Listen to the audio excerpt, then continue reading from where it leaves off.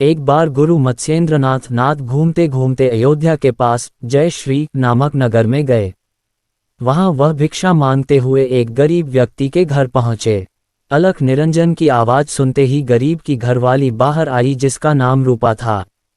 बड़े ही आदर भाव से रूपा ने बाबा की झोली में भिक्षा डाल दी।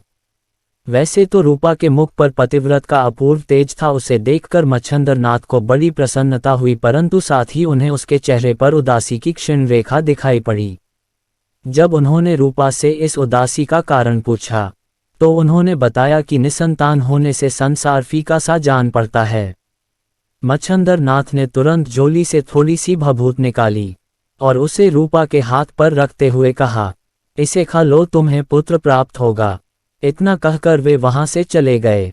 इधर रूपा की एक पड़ोसन स्त्री ने जब यह बात सुनी तो उसने कई तरह के डर दिखाकर उस भभूत को खाने से मना कर दिया।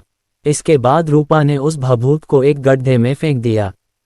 12 वर्ष बाद जब मच्छंदरनाथ वापस उनके घर आए और उन्होंने उस घर के द्वार पर जाकर अलख निरंजन जगाया तो रूपा ने बाहर आकर देखा। रूपा के बाहर आने पर उन्होंने कहा कि अब तो तुम्हारा बेटा 12 वर्ष का हो गया होगा, देखूं तो वह कहाँ है। यह सुनते ही वह घबरा गई और रूपा ने सारी बातें मत्स्येंद्रनाथ नाथ को बताए। इसके बाद मच्छंदरनाथ उस ब्राह्मणी के साथ उस गड्ढे के पास गए और अलख शब्द किया। यह सुनते ही 12 वर्ष का तेजपुंज बालक वहां से प्रकट हो गया और मच्छंदरनाथ के चरणों पर सिर रखकर प्रणाम करने लगा। इसी बालक का नाम मत्स्येंद्रनाथ ने गोरखनाथ रखा था।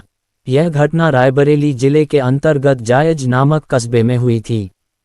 जिस गांव में बाबा गोरखनाथ ने जन्म लिया था उस गांव का नाम बाद में गोरखपुर कर दिया गया। गोरखनाथ एक योगी ही नहीं बल्कि एक बहुत बड़े विद्वान और कवि भी थे। उनकी अनेक रचनाएं हैं। संस्कृत भाषा में एक गोरख क्लाप, गोरख संहिता, गोरख शतक, गोरख गीता आदि अनेक ग्रंथ मिलते हैं। गुरु गोरखनाथ के शिष्य गोरखनाथ के 2 प्रधान शिष्य हुए गहनीनाथ और चरपटीनाथ, जलंधरनाथ, भर्तृहरि, गोपीचंद्र आदि। योग संपन्न अनेक योगनाथ संप्रदाय में हुए। गोरखनाथ महायोगी के साथ साथ शैव धर्म के श्रेष्ठ प्रचारक थे। संपूर्ण भारत में उन्होंने नागरिकों को अपनी यौगिक शक्ति के द्वारा शिव भगत बनाया था। राजा भर्तरी बाबा गोरखनाथ के शिष्य थे, जो रानी पिंगला के विरह में व्याकुल होकर गोरखनाथ की शरण में आए थे। उत्तर भारत में योगी आज भी सारंगी बनाते हुए गाते हैं, भिक्षा दे माही पिंगला, गेरुआ रंग का धोती कुर्ता और सर पर पगड़ी बांधे रखते हैं। शहर और गांवों में सर्वत्र इनकी सारंगी बजती है। जिस प्रकार गोरखनाथ के जन्म तथा जन्म स्थान का पता नहीं चला, ठीक उसी प्रकार उनके तिरोधन का पता नहीं लग सका।